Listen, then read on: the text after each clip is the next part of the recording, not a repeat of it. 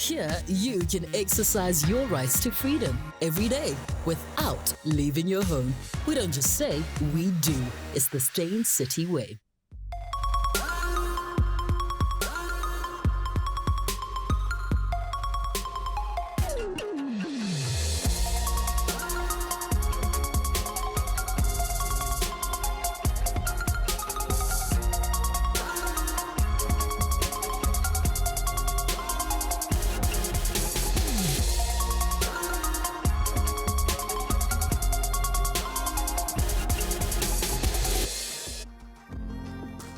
Hello and welcome to Real Talk with myself, Anele Mdoda. We're on SABC 3 Live, where the stage is yours. So the story of Tico Tisa starts with him playing football in the streets of Soweto. His inspiring journey to the top has captured the imagination of South Africa and is documented in a new book, The Curse of Tico Tisa, which was officially launched yesterday. It brings to you a first-hand account of all the trials, the tribulations he faced behind the headlines. It's a book about his love for soccer. It gives insight into his childhood, his failed marriage, excessive drinking, and wait for it, the time he consulted a medicine man from the Congo to break his title-winning drought. He has enjoyed a successful soccer career, not forgetting his jaw-dropping performance for Bafana Bafana, which saw him winning the first PSL Footballer of the Year in 2008. His time at Pirates ended when he joined Mamelodi Sundowns, where he won the CAF Champions League in 2016. The man himself is here to tell the story. We welcome Doni, the navigator, the general, Tico Tisa. How are you? I'm great. You know, you're very chilled in real life, eh? Serious? Like, then fly boy, but you know, when these fly boys, the ones that talk fast, walk fast. I can't even talk fast. Yeah? I can't even talk fast. Really? Yeah. Okay, no, this is good. This is a very good book. Thank you very much. Let's just start there. Thank you. How do we know Nicholas Kirkenes, the one that wrote it with you? Nicholas was working for Isokala Duma. He was a journalist there, and he's been a sports fan for such a long time. And he actually called my manager at one stage. If I decide to write a book, he wants to be the one to write a book. But the problem with, at the time, he was working for Sokala Duma, and my manager doesn't like Sokala Duma. Ah, good. So, yeah. I like loyalties like that. Yeah, Why? yeah. Did Sokala Duma write some stuff about you? No, they always wrote stuff without consulting anybody. So that was the issue at the time. So, but then they sorted out the differences in the Sokala Duma. So then there was a couple of guys actually that wanted to write my book. But then we had a meeting, Nonik, and then he actually sold himself to us. So it was great. So it was easy actually to choose. What him. was it about him selling himself? Was it like the passion about your career? Was he telling you about your moments of like glory? No, because when he came through, he was not a fan. He wanted to write my story, not because maybe he's a fan of mine or something like that. Because Abanye Laba that we met before, they were like fans, and then we didn't want anything to go wrong with the book because we wanted it to be as perfect as possible. So actually, Nick actually did a great job on the book. That's such a nice way to sift out the real from the rubbish. But then, prior to people telling you that they want to write your book, did you ever think you would write a book? Yeah. Probably maybe in 2012, I think. That's when I decided I want to write a book. But the timing was not right as well. So and also the people that came through that tried to write a book, they had this old style and method of trying to write my book, and then I wanted something fresh, something new, and then when Nick came through and then with his ideas, and then we just clicked. And I mean, imagine if you'd written it in 2012. So much has happened between 2012 and 2017 that it's half of the book. Exactly. That's why I'm saying that at the time, I don't think the timing was perfect. And then a year and a half ago, we started writing it, and then everything. Actually, at the time as well, there were so many things that I won at the time as well. So we had so many things to celebrate. Actually. Yeah. No, I mean, I said it to you as we went on air that it's written really well. You can see it's a writer writing it. Yeah. But also, I never feel detached from that you are the one telling the story. Of course, yeah. The one line that sticks out to me throughout me reading the book is, who is Dr. Khumalo and how do I become him? Yeah. When was the first time you thought that? When everybody in the hood actually was speaking about the doctor. And at the time, I didn't know who he was because where I was staying, there was no TV actually. But I knew that he was playing for Kaizer Chiefs, but I just didn't know who he was. I couldn't actually put the name to the face. So so now I started having this interest of Dr. Khumalo and trying to know actually who he is. And then while growing up, and then I had an opportunity to go to the stadium actually, so I started seeing him and I started trying to, you know, emulate him in everything that he does. And then from there on, I was obsessed with Dr. Khumalo. Yeah. Which is really nice because he was at your book launch last night. Actually, yeah. And he asked a question and everything. Yeah. Will it ever become normal for you when Dr. Khumalo supports you like that, or, you know, you look and he's there? Does it ever become normal because, I mean, you then became Tico Tisa, or will he always be like miles ahead of you in terms of how you feel about him? To be honest, I don't think anything will change the way I feel about the doctor. Ne? Yeah, because we've done a couple of things as well before. And we've been involved as well, actually, at one of the McDonald's events as well. Actually, that was the first time actually I met him, and I also told him like exactly how I felt about him and what he did for Ikirayam. And then when he came Izolo for my launch, I mean, it was fantastic, because he actually drove from Petersburg to come to Joburg actually for the launch, and he had to drive back. So that's the respect that he has for me, and then that's why I'm saying that the way I feel about it, that will never change actually. No, that's a salute. Yeah. So what I don't understand, and it's very early on in the book, it's when you live with your dad and it's just you and your dad, ne? I don't understand how your best conversations were about soccer, and it's the only time you and him connected, but he didn't want you to play soccer. It was funny and weird at the same time, and because from the hood actually, everybody told me that he was good actually. I think he played also with Max Maponyane at the time. Okay. Amateur side. So he's actually the first person also to take me to a stadium to go watch the team. He actually the one introduced me to Kaizer Chiefs. I started supporting Kaizer Chiefs because of him. He's the one that actually told me which position is played by who and stuff like that. But then him refusing me an opportunity to play football, it was actually disturbing as well, because now I had to play football behind his back. Yeah. And every time he found out that I was playing football, I'd get a whipping from that. It was a beatdown. Yeah, serious one. I mean, even when was it coaches that came to your house to tell your dad, he's really good, let him play? And the dad was like...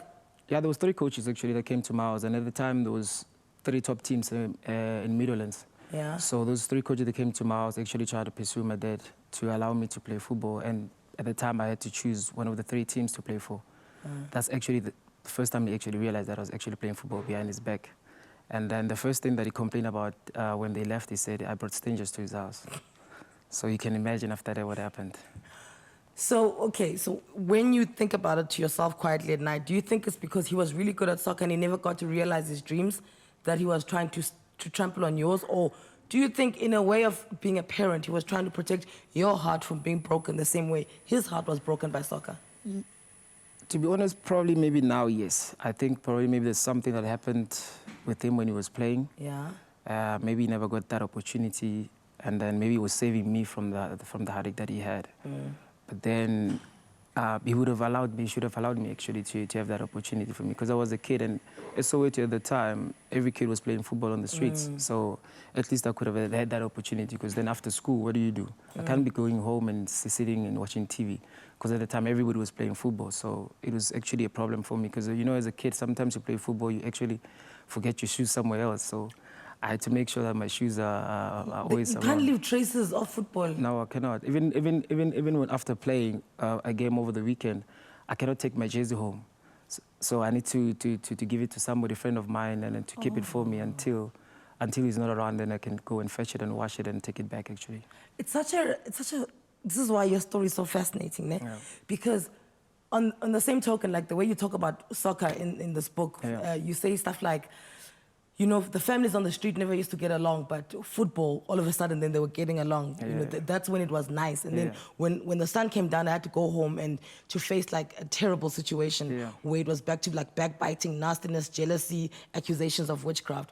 And then you also say that at school, when you didn't have money, you just go play soccer because soccer made you forget that you're hungry. Yeah, because I mean, because we knew with the car, like, where there was no money at all. Yeah. So lunchtime, I actually pick those guys that I know that they like football. And then because I know that if you have to chill and probably wait for food, it's not going to happen. So I need to be active. And then the only way I knew how was to play football. So I forced everybody to play football over lunch. So and then that's the only way actually that I had to forget that I was hungry, and it helped me a lot actually. Yeah. Because, and I also remember as well when I was studying at at Orlando. I was staying at in one of the shacks Yeah. in Orlando, but I didn't want anybody to know where I was staying. So you'd wait for everyone to go home? Yeah. I'll wait for everyone to go home, and then after that, then I'll go. I'll always arrive at home around 5 or 6-ish. Okay, so we're going to take a quick ad break. Before we go there, I want to ask you a question. You can answer it when we come back. So, I mean, football in many ways healed your heart, right? Yeah. And basically built you to be who we are. Yeah. So there's the love side of it, but there's also a hate side of it. So Yeah. we know when you loved it and you know why you loved it, but if you can just think to us, when was a time when football broke your heart? Okay, cool. All right. His love for soccer would be one of the many reasons he had a complicated relationship with his dad. At just 8 years old, he was kicked out of his home by his father, forcing him to a life of instability, loneliness, and rejection by his own family. But it was soccer and his dream of playing like his idol, Dr. Khumalo, that kept him going. Now's your chance to tell the general how you really feel about him. Send us your WhatsApp voice notes. You can also tweet us using the hashtag #RealTalkOn3. We'll be right back after these.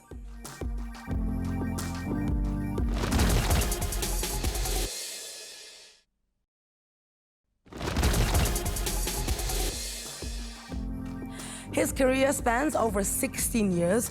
He moved from just being another talented soccer player to an icon, earning the names The General, The Navigator. His fall from grace has been almost as outstanding as his rise to the top. Tico Tisa is our guest today, and he's got a brand new book out. It's called The Curse of Tico Tisa. Crisp, that's all I can say. Holiday reading, very crisp. Mara, that's your book inside the piri. Do you know what that means? Yeah. That your book is taking out the skeletons. Yeah, because I'm being honest about the book. That's good. Yeah. But I mean, obviously you second-guessed yourself because, I mean, look at Herschel Gibbs. Yeah. Like, Herschel wrote a book, no one in the cricket fraternity will talk to him. Was that not a fear for you? Nah, not really, because, I mean, certain things that I speak about in the book, they were actually directed kun. It wasn't affecting anybody else. So now I'm not scared that anybody else will get affected, because everything that I spoke about in the book, it already affected me. So it's my experiences, and I'm trying to explain it the best way that I can, because at some point in my career, people had their own opinions and assumptions about me. They told their stories about me. So And you let them. Exactly. So now it's my opportunity to tell my story. Somebody said that Tico felt alone off the field, even when he was playing on the field, he felt lonely.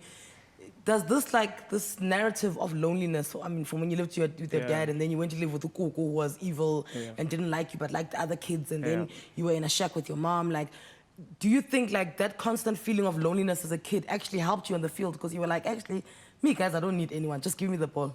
Yeah, I mean, it helped me to have that kind of arrogancy, and to also find ways how to deal with certain things alone, actually. So even on the pitch, it would help me in a way. I'll find solutions for the team alone. Like, I remember at one stage at Orlando Pirates, I used to tell the guys that if you're finding any issues, you find every problem, give me the ball, I'll make a plan.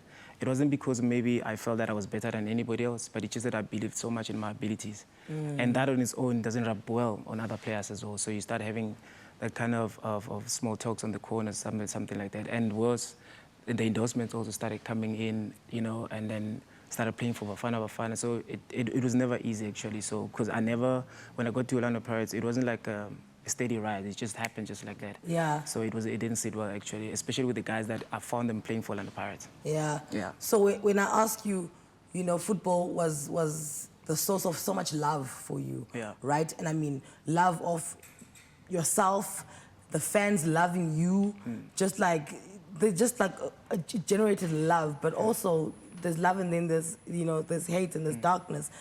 Do you remember a time when soccer broke your heart? Yeah, I remember very well.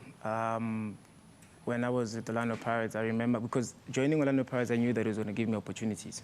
Opportunities to play for Bafana, probably maybe give me an opportunity to go overseas. Because that's been the ultimate dream, actually. So when that happened, I was at the Orlando Pirates. My first season at Orlando Pirates, I had 2 offers to go overseas, to go and play at Greece. And those teams are playing in the Champions League. So Champions League is big. So, but it's the ultimate for soccer. Exactly. So, but I was told that, no, we need to attract footballing nations. Like your France, your Spain, you know, your England. Who told you that? The chairman at the time. Okay. So then I said, cool. Then my second season, because I had a 2-year contract at Orlando Pirates at the time. So my second season, I attracted all these people. France, Spain, everybody. Yeah. And those were big teams, actually. And in football, when a big team wants to sign you without having to do trials, it's very big. All you need to do is just do medical and they sign you. So you must understand that in my mind already, I agreed, like, or Mamela, there's an opportunity for me. It's going to better me and my family as well. And then they started having excuses now. Nobody wants to pick up the call. Nobody wants to return the emails. And I think that one thing that killed me actually was all the emails that were sending to the team, they would CC me. Why don't you reply? I couldn't. Hey, Chief, Orlando Pirates, you're dealing with Ivan Koza. You must understand you must understand what you're dealing with. Yeah. And I didn't want to jump that stage of Ivan and Floyd Mbele at the time to deal with this issue, and then having me to deal with the issue myself. Okay, but then why don't you remove the email address via the French people and reply to Oli and be like, hey, Bafanas, what's going on? But because I believe that it's going to happen, because even before I joined Orlando Pirates, so many players were given opportunity to go overseas. And, you know, the worst part is, on the emails, the salary amounts are included, the transfer fees are included. So can it happen if it doesn't happen? Can you imagine that? Exactly. So that broke your heart? Yeah, I did, actually. Because I thought I would be given a fair chance, because I believed that I was putting my heart on the pitch. I was playing the best football at the time, and I gave everything to Orlando Pirates. It was their opportunity. Because I remember even having a discussion with them, like, guys, if it doesn't work out overseas, I'll actually come back and play for Orlando. We can have a contract right now. Like, I'll come back and play for the team. But give me an opportunity to go overseas. And on the other side, there were players that were given opportunities to go trial.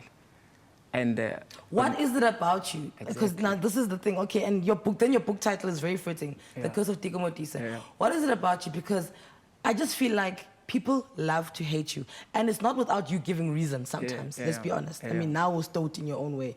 But I just felt like you were that person everyone wants to oppress because they're so scared of how great you'd become. Maybe, I don't know, because then at the time I didn't actually understand.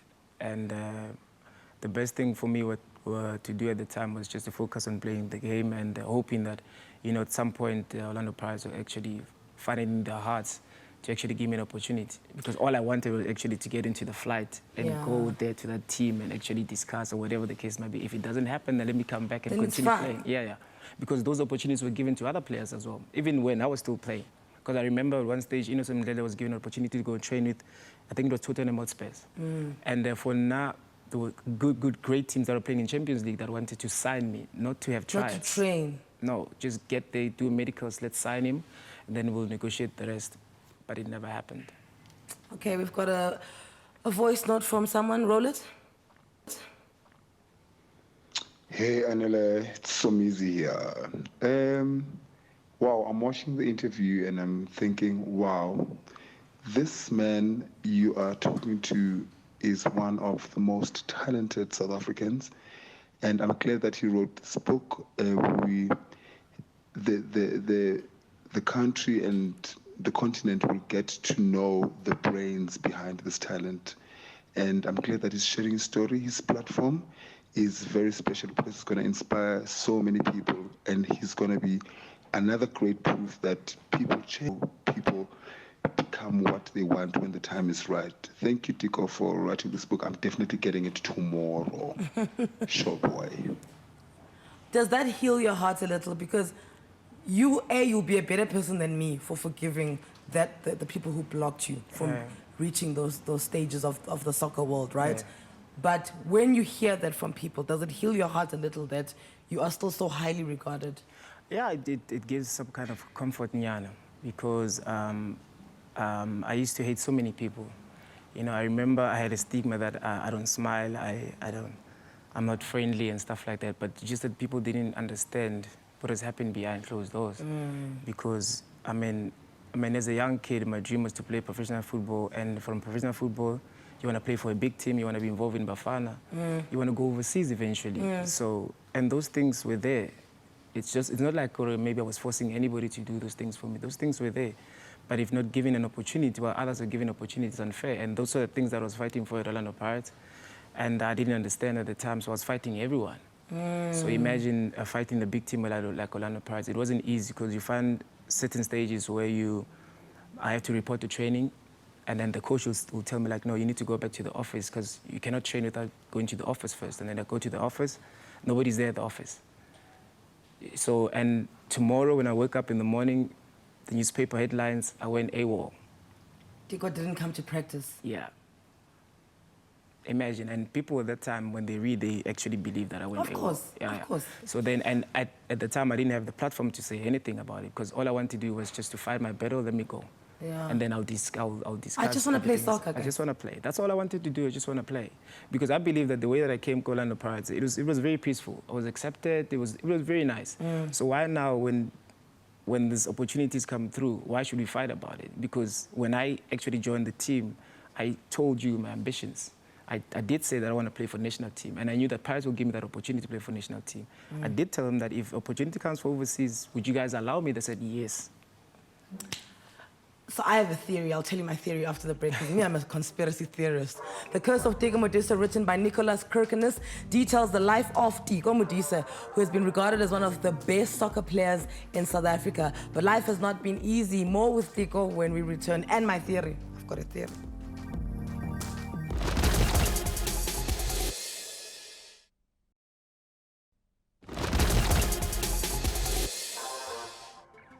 So after many hardships which contributed to his downfall, in the last year he picked himself up and helped Mamelodi Sundowns win the CAF Champions League.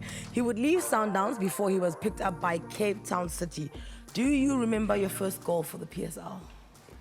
Yeah, as a professional footballer? Yeah. Yeah, my first goal was actually when I was playing for Bafana. We were playing in Swaziland, actually. I scored 2 goals on my debut.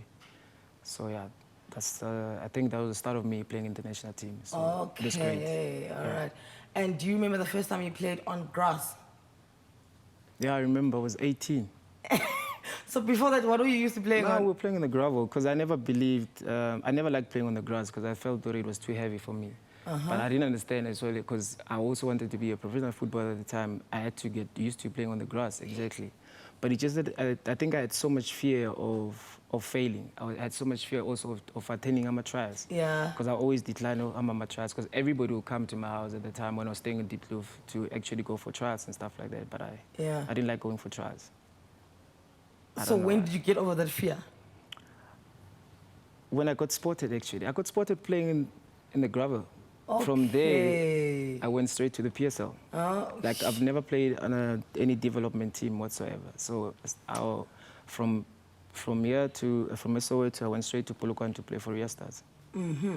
Oh, with Chico Twala? Yeah. When he told your school that, yeah. kiss Tico goodbye, he's never coming back here. Next time you see him, he'll be on the television. Yeah, and it happened like that. I was going to say, he wasn't wrong. So my theory is, did people at Orlando Pirates know that your heart was with Kaizer Chiefs, and that's why they did this to you when you were there? No, nobody knew at the time.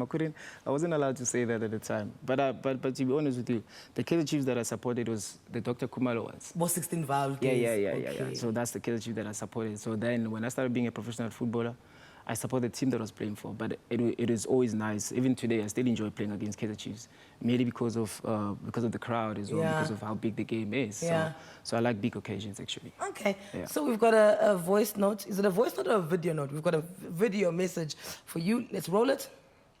Donadoni, congratulations, my man, on unbelievable achievement.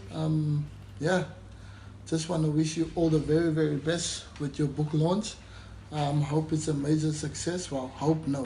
I know it's going to be a massive success because it's what people like us needs to know on how to educate ourselves and how to achieve success, and where you've come from, your story, your life, what it took for you to get where you are today. So really proud of you, and as a coach and as your coach, you know, I've had the best time coaching you. I know there was not a lot that I can coach you, because a player with your experience, with your knowledge, you literally coach yourself. But I have to say that it's an absolute pleasure to have you in my team and to have you as a player. I respect you a lot. So yeah, I just wish you everything of the best with life in general. But you were unbelievable role model, ambassador for South African football, and hopefully many young kids, you know, in townships and in the Cape Flats and underprivileged areas want to be like you, want to follow in your footsteps, and want to achieve the same things that you've achieved, playing in the World Cup in South Africa, being one of the most iconic players that the country has produced, played for the teams that you've played for. How is that? I wasn't expecting that at all. I mean, it's funny, man, how it is, because I played with Benny in the national team, and I was always looking forward to when Benny was selected. Ne? Because even though Benny was misunderstood at the time, but he was fighting for players, actually. And actually, Benny, when he was playing in England, I think he's the first player ever, South African player, for me to ask Ichiziak. Oh. And I still have it today, but I don't think he remembers that. But I still have it today. But I mean, to be under him as well, to be coached by him as well. I know it's a new experience for him, and the transition as well is not as clear as it's supposed to be, because we're now position 3 or so. But I mean, yeah, I'm enjoying every minute of it, and yeah, just hope that he's going to be a great coach. And you guys are going to build it, you know? Yeah, we have to. I mean, he has to succeed. I mean, there's not many South African coaches actually that succeed. And the success at Pitso Msimane has actually opened doors for South African coaches to succeed. Because if you can check the PSL, we're always rotating our coaches. Like every white guy from overseas will come and think that they've got an opportunity to coach in South Africa. So we need to groom our own coaches in South Africa, you know, instead of rotating our coaches. If we claim that we want to help Bafana, if we claim that the teams need to grow and change and actually fight for titles every season, we need to have good coaches, and let's groom our own coaches as well. Totally agree with you. So, and I like the fact that you're projecting forward. You're like, if you want to grow soccer, if you want to grow Bafana, this is what we need to do. I'm just going to go back quickly. Khomotso, that's your sister. Yeah. The one who loved you a lot. Yeah. Jasmine. My manager. Your manager. Yeah. Okay, I believe they are here. Can Khomotso and Jasmine please? What? Yes, they're here. Hello. There we go. There we go. Surprise!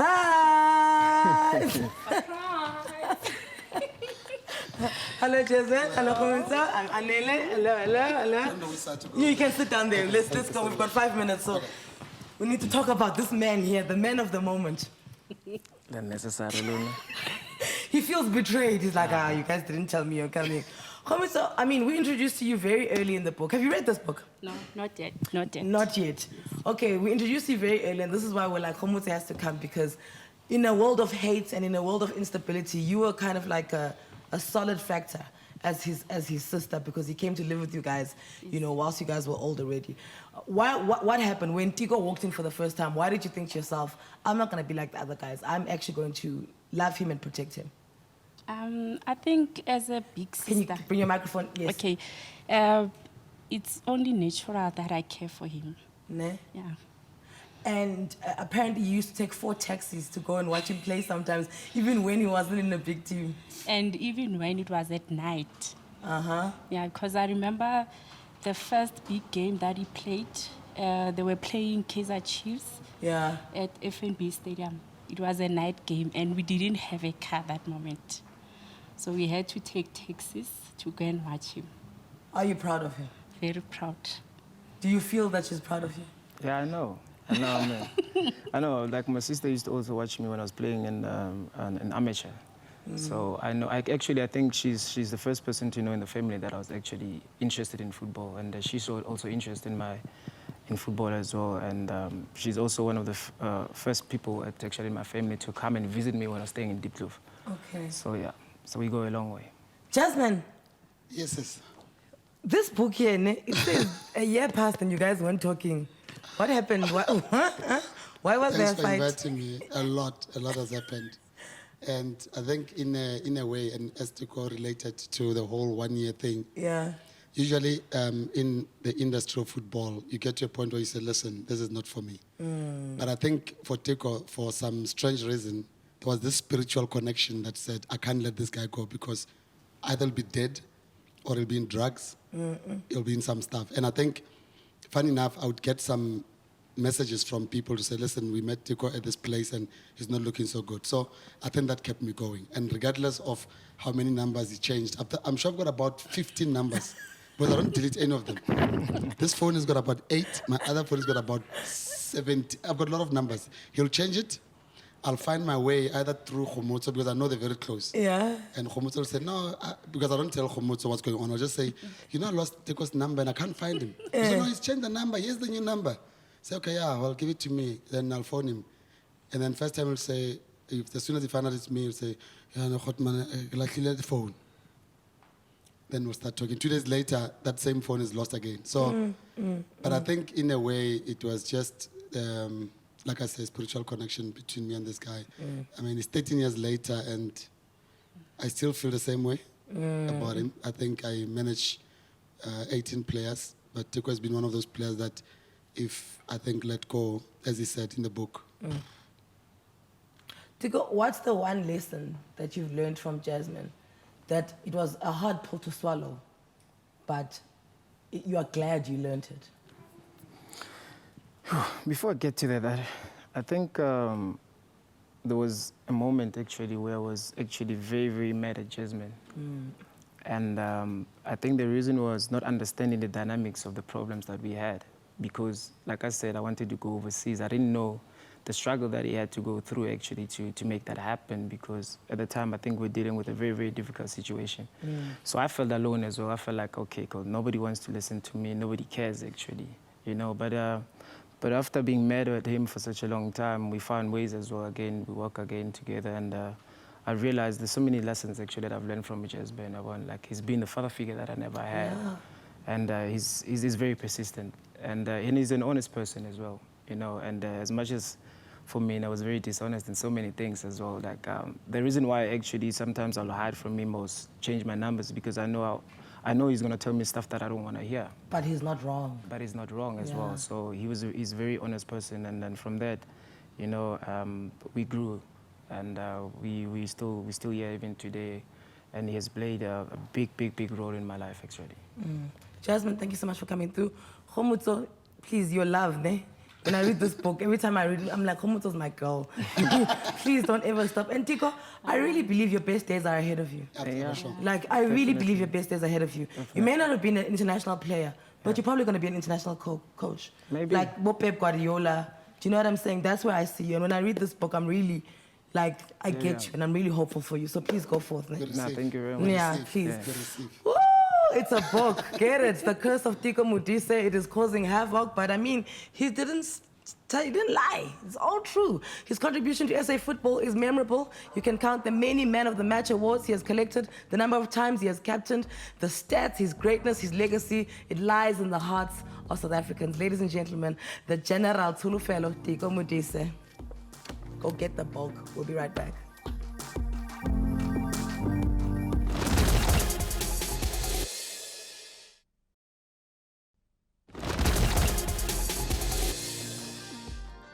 You tune into Real Talk right here on SABC3. With me is global speaker. You hear that? Global speaker, entrepreneur, and CEO of My Growth Fund, Vusi Thembekwayo. We all know that Vusi raised about 18 million rand through the My Growth Fund to mentor 40 entrepreneurs over 18 months. And he's brought with him 2 of the top 40 companies. We welcome Mike Lipschitz, who's the owner of the Snapprint, and Hetty Boshi Yadom from P&H Boutique. We're going to talk about that name, you and I, just now. If you have any questions for Vusi, send us your WhatsApp voice notes. This is, I mean, people paid to have lunch with him, and I'm allowing you a double up through pass here. So send us your voice note or send us a tweet. We'll make sure that he answers them for you. You launched your book in Brazil. Barcelona. Sorry, Barcelona. Yeah. What was wrong with Joburg? No, nothing. How could you say that? No, nothing wrong with Joburg, but it's important to play and think global. We launched in Barcelona, and we got 4,000 copies out. Dude, I was watching it, obviously, because we can't go to Barcelona. It's all good. Here we are on our Instagrams, and I'm watching this, and like, it looked massive. Yeah, it was big. It was the single biggest event that had at the Diagonal Mart this year. It's a massive conference venue. It was big. Yeah, it was big, but God is good. I'm just a vessel. He's using me to send a message. That's all it is. Okay, so let's talk to your people that you brought. Please tell me your proper name. Yodi. It's Hetty Boshi Yadom. That's what I said. Hetty Boshi Yadom. Yes. P&H Boutique. Yes. Clothes. Yes. Are you wearing your own now? I am indeed. Okay, so you made it out of 3,000 SMEs that wanted, wanted the platform that you have right now. Yes. Give me immediate improvements that you've seen in yourself and then in your business. I think immediate improvement that I've seen in myself is really the level of confidence to go out there and to continue to pursue our dreams. The resources that we've received at My Growth Fund in terms of the staff that's available, the resources that have been made available to us is really second to none. Yeah. It's an opportunity that one can't let up. And also you need to make sure that you show up for an opportunity like this. Mark, Yes, you the printing guy. I am. Okay, how long had you been in the printing game before you ran into Vusi? I've been with Snapprint for 4 years now. And it's your baby, eh? Yes, it's a family business. I've come in to take over. Okay. So I'm one of the directors. My father's the other director. And I'm trying to bring the company into the 21st century, revolutionize the processes, which my growth fund is assisting with, and taking advantage of this unbelievable opportunity that I've been so fortunate enough to be granted. So the one thing Vusi and I always speak about, you know, when he's here and he's here to give tips and advice in business is that people generally always know that they want help or they want to be mentored, but they can't pinpoint where, right? So is that something you had to do for yourself before you stepped up to Vusi Thembekwayo, is to know exactly what you want, where he can help you, and how you see it working out? I'm still finding out those things. Surely I understood my shortfalls, where I needed improvement. But just going through the process of an entrepreneur, there's so many ups and downs. There's so many challenges, and with each challenge that we get faced with, it's another learning experience. With every failure that we go through, we need to learn. So my growth fund has opened my eyes for sure, but I was aware of the improvements that I needed to make within the business. Is it difficult to hear people talk about you this nicely? Yeah, because I suppose we have difficult conversations behind the scenes, right? Because we hold them accountable and they do us too. And they'll say, you got to deliver this, you got to deliver that, this is what we need. And so there is a lot of toggle in the process, which I suppose is a part of what is expected in the process. For me, what is interesting both about Mark and Hetty is that they have really taken on to what it is we are envisioning to do. Because the process isn't easy. It's also not a short-term thing. So you don't come in and then tomorrow things change. You really have to invest yourself, and they've done exceptionally well. I'm very proud of them. When she says resource, right, immediately, if you're listening at home, you're like, money, right? But break it down for me. Resource We've not thrown a single cent at them. What we have done is we've thrown expertise at them, we've thrown people at them, we've thrown thinking at them, we've thrown problem solving at them, we've thrown technology, we've thrown systems, we've thrown tools. So they're going to be going through a process at the beginning of next year. We're implementing an accounting software across all the businesses of all the entrepreneurs for free. They'll get training on how to use the software. So they'll know how to get management accounts, how to make better decisions on their businesses. That's the kind of mentorship entrepreneurs need. An entrepreneur comes to you asking for money. The problems that cause the money don't go away. So you put the money in, but it's like ufake imali estofini. Yeah, because the problems are still there. What you've got to figure out is what are the issues, how do we fix the issues so that when we invest the money is for growth, not to plug water holes. Hence my growth fund. This is it. So listen, quickly before we go to an ad break, if you're mentoring right, correctly, it's very difficult to teach without learning. Yes. What are you learning from them? That I'm incredibly impatient. Really? Yeah, I'm very impatient. I'm very passionate. I mean, I work ridiculous hours. And I believe in what we're doing, and I set unreasonable goals, and not everybody keeps up to that pace. For me, the single most important learning has been, you cannot lead if there's only you in the journey. So sometimes you've got to slow down and go, okay, are we still together? Yeah. Are we still moving in the right direction? Is everybody still buy-in? Asambeni. So basically, you have had to learn to move at the pace of the slowest one. Because remember, my history, I come from a singular sport. Right? Exactly. I'm the guy in the ring, so I can go as fast as I want to go. When you're building something that includes other people, you then have to learn about how do you lead, and not just yourself, but lead others. Tough stuff. Hetty from P&H Boutique, as well as Mark. SnapScan Printing, eh? Snapprint. Snapprint. Thank you guys for your time and good luck with everything. You know, when you own a yacht somewhere, don't forget about us, right? So on the other side of this, you'll meet another entrepreneur who will also share his top 40 journey. Do not forget, you can send in your WhatsApp voice notes so Vusi can field a few of them after the break. Come back.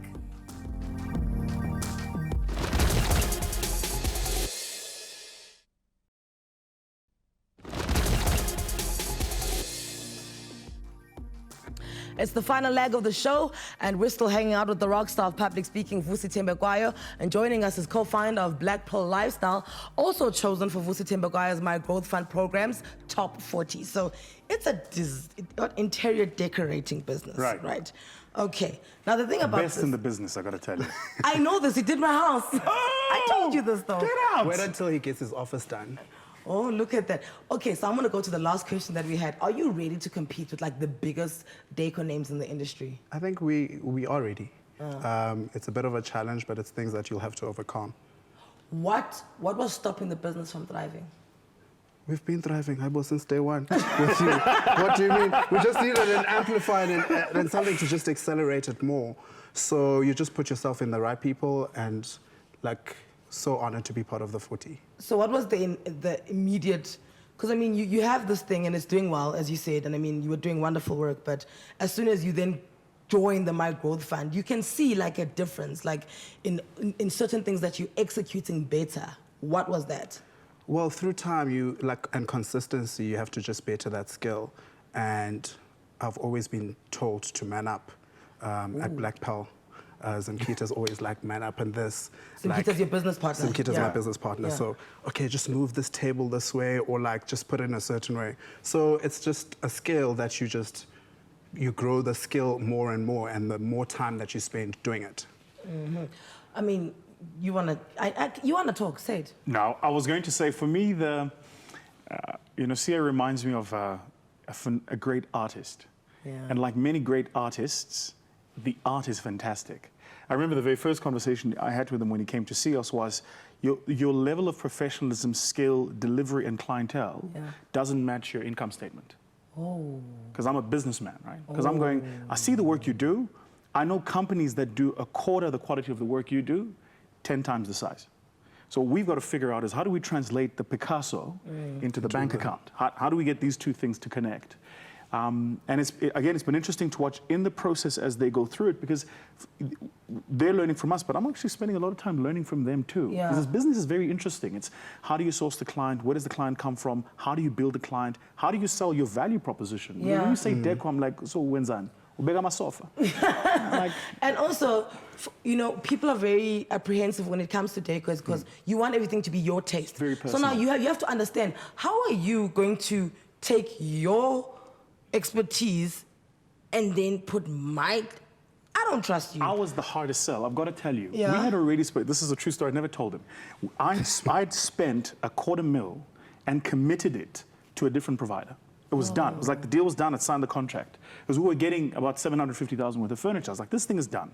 He came to see me, walked through my office, then he made a comment. I was like, wow, this guy has some guts. He just told Vusi Thembekwayo he has no style. Are you serious? No, but like, I couldn't hold myself back. Like, I'm a very honest person. Yes. I'm just like, he was like, and then the white tables. No, but he walked in. No, he walked in here and he went, Exactly. go, we need to talk. Go, we need to talk. But wait, and here's the thing: when you find out, because you studied, you did corporate governance, you did tax, you've got honors, right? Yeah. What did you study in? Accounting at UJ. At UJ. So when you hear that, then you see the fact that the talent is not matching the bank account. Is it not strange to you that, I mean, no, like every good artist, he's so immersed in the work. Because he just wants to do good work. Like when he wakes up, he goes, this is how this thing looks. I just want it to look. I know this because I do the same thing with my speaking business. Yeah. I'm like, this thing's just got to look. And then you've got to have somebody that goes, yeah, but where are the rands and cents here? Yeah. Like at the end of the day, we've got to cover costs, we've got to build. This is still an enterprise, right? So it makes sense. He really immersed in the work. Came and had 3 meetings with us, had a look at the office. I said this to him, had a look at the office, did a whole concept. We didn't receive a single invoice. It's like, how does that work? In my business, for the thinking, for the idea, for the advisory, you bill. Yeah. Then when I place the order, you bill more. You don't bill when I place the order. No. This is not test driving cars. You're selling expertise. You're selling how you see the world. Somebody's got to pay for that.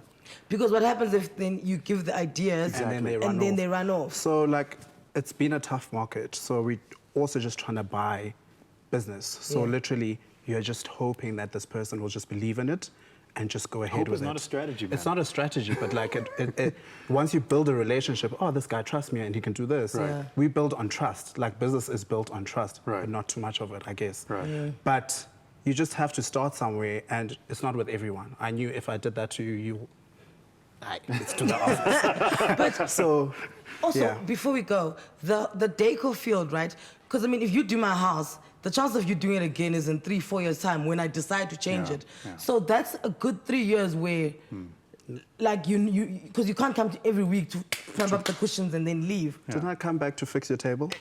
Okay, you did, but like that's But a also little that, bit. That's a fraction. Someone will walk into your house, you'd be amazed about the people that walk into your house and be like, oh, you did Anele's house. Okay. So it's whoever tells whoever, tells whoever, So tells it's a whoever. big word of mouth game. His word of business mouth. has, and I said this to him, the single biggest problem he has is this business has too many friction costs, which basically means every time he engages a client, he starts all over again. See, if I sell a can of baked beans, I sell the can of baked beans, I create a factory and I produce the can of baked beans. Yeah. I don't have to remake the process of remaking baked beans every time. Yes. In his business, he has to come in, get concept, think. It's just too much. He's painting every single time. Then that's the first problem. The second problem is his transaction cycle, as you say, is years. Yes. He'll do my office, and then we're growing, so he'll do our offices, but he'll do my office, and then he can only do it maybe in 5 years' time. Yes. Uphila ngani kule 5 years? Do you see? So That's my question. It's someone that walks into your office. And then the third challenge is because he's in a competitive market, he's black and he's small. He's competing against much larger white players. He prices aggressively, so his margins are thin. So for me, and this is what I said to him, is what you've got to figure out is on top of the painting, how do you sell the frame? So what are the bolt-on bits we can sell to clients that we know they're going to get this stuff every single the time. You come to All my the reception, I have flowers. Now, you're not a florist, but surely you could do something around how do we create an offering additional to what we sell to a Vusi that we know every single month we're going to get recurring revenue from this guy. 3,000 Rand times, I don't know, 100 customers is 300,000 Rand every single month. Pays the bills. Okay. Are you going to continue taking people on this My Growth Fund? I have to go, yes or no? Yeah, we out here. We out here, Joe. My Growth Fund, okay, and then are you finally going to come back and give us this book? Listen, there's a copy just for you signed. Yes, I promise you this book is a bigger state secret than who's going to win the ANC conference. I know who's going to win that, and I don't know when I'm getting the book. That's all we have time for today. If you missed my chat with Tico Tisa earlier on in the show, you can catch the repeat tomorrow morning, 9 a.m. Until next time, have yourself a fantastic evening. We'll be back tomorrow, 5 p.m.